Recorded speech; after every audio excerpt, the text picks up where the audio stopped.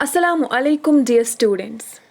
So, today in your subject of social studies, we'll be discussing chapter number 21, the working of the UN.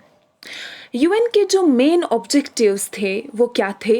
International piece and security को कायम रखना, friendly relations, आपस में जो भी मुल्क हैं दुनिया भर में उनके आपस में भाईचारा, फ्रेंडली रिलेशंस कायम रहे, इंटरनेशनल प्रॉब्लम्स किसी भी तरीके की हो, चाहे इकोनॉमिक हो, सोशल हो, कल्चरल हो, वो सब कैसे सॉल्व हो?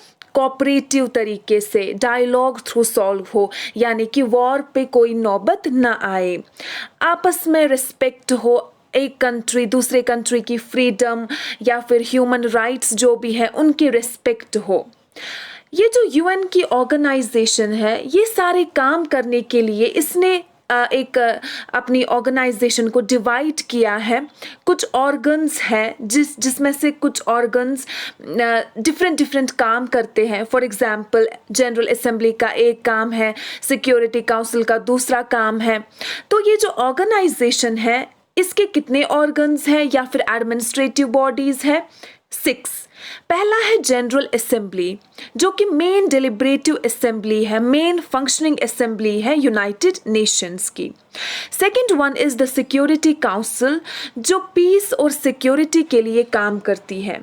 Third one is the economic and social council, जो इंटरनेशनल होता है, वर्ल्ड वाइड इकोनॉमिक और सोशल फील्ड में काम करती है, इकोनॉमिक और सोशल डेवलपमेंट के लिए काम करती है।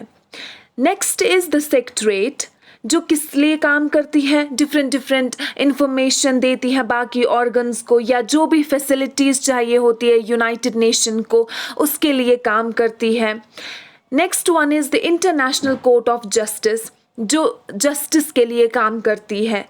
After that the trusteeship council, जो क्या करती है? टेरिटरीज़ को देखती है कि क्या फैसिलिटीज़ चाहिए डिफरेंट टेरिटरीज़ को, कहाँ पे ज़रूरत है डेवलपमेंट की, कहाँ पे कोई कंट्री अंडर डेवलप्ड रही है, ये सारी चीज़ों के लिए काम करती है। इन 6 ऑर्गन्स के अलावा यूएन का एक स्पेशल कुछ बॉडीज़ हैं जो यूज़फुल सर्विसेज करती है, यानी कि जो गरीब लोग हैं, नीडी पीपल है, उनके लिए कुछ यूज़फुल सर्विसेज वो करती है। फॉर एग्जांपल WHO या फिर यूनिसेफ है, यूनेस्को है, FAO